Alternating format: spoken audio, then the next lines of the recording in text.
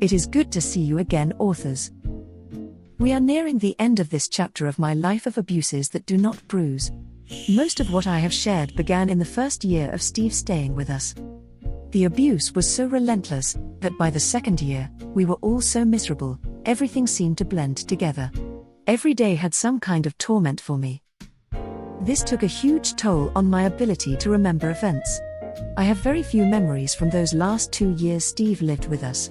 I was a zombie in my own life.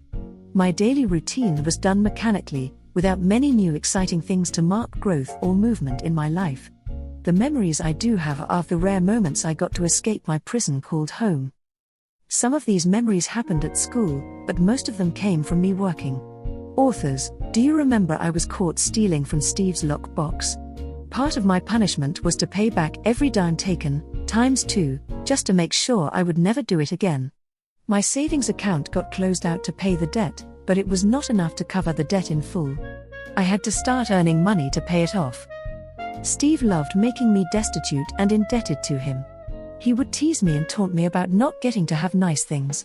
At this point in time, I got everything taken out of my room, except my bedding, clothes, and me.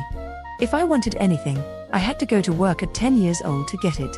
One way I earned money was babysitting a couple nights a week. This earned me some money to pay off the debt, but I had to find other ways to earn the rest of the money. Over the summer, I became an enrapture for the first time. I picked roses from the gardens at the Catholic church to sell them on the corner. I also picked fruits, berries and vegetables growing wild to sell. I tried a lemonade stand and carrying groceries for people, but they were not very profitable endeavors.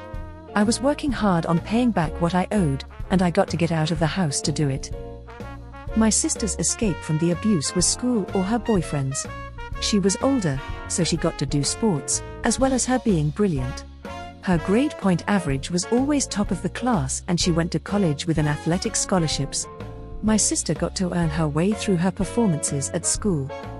I was allowed to attend her practices once winter rolled around.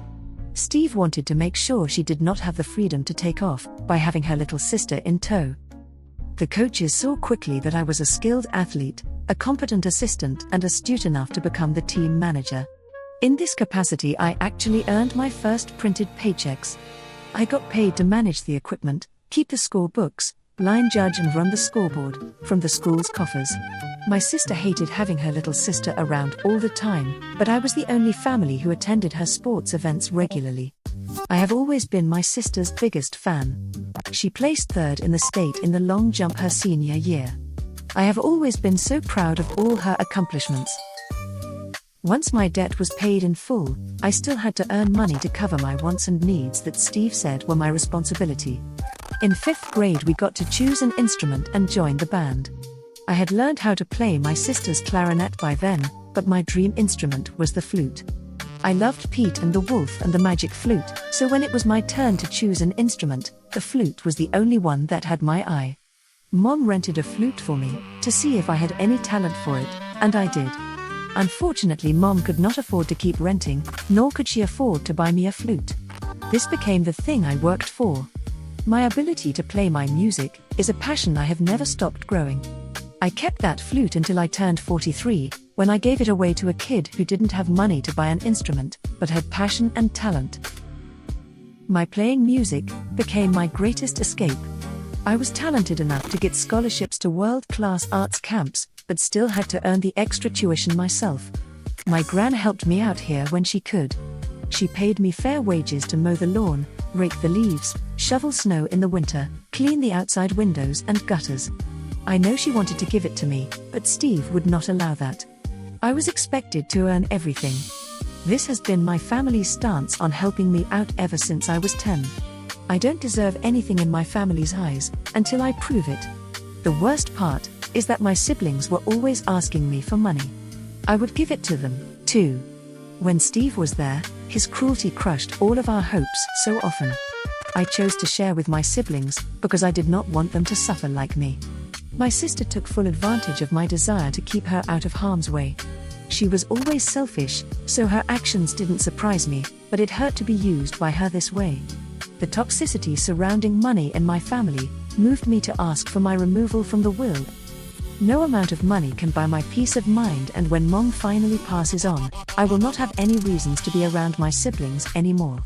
I have been the problem in their eyes my entire life. I have no ambitions to enable their abuse of me after we lose Mom. There were other things I spent my money on too. I got baptized at 11, so every time I went to church, I paid tithes. I got myself a bicycle lock, new shoes, my uniforms, cleats and a mitt for softball. I also got to go to the roller rink and teen dances on occasion, when I had permission from Steve and the money to cover my way in. Working has always been my escape.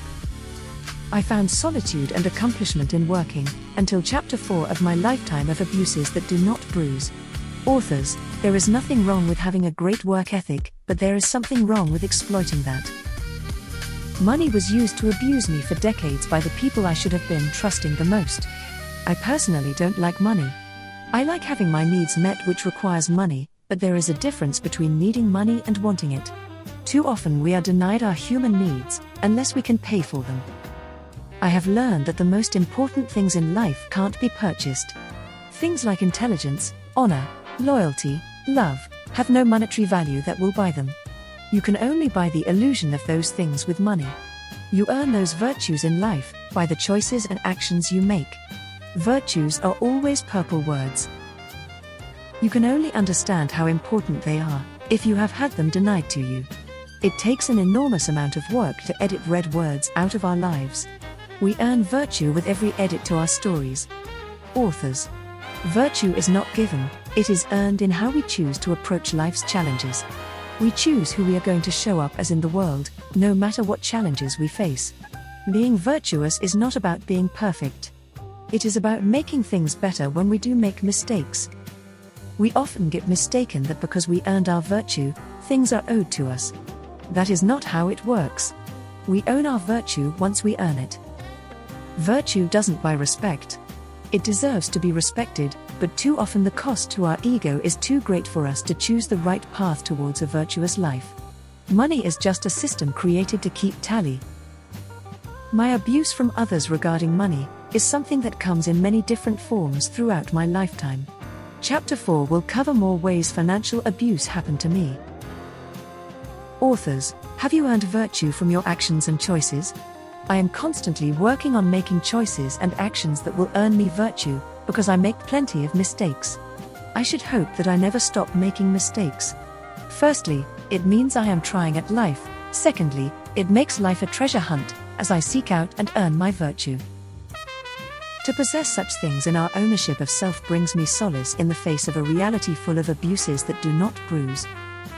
Every edited word turned purple brings us ownership of our virtuous self. A self that can't be touched by the darkness of the depravity of the red words. Only we have the will to pursue the righteousness life has to offer us. Cheers, authors. Here's to our efforts to choose better in life, to earn our worth.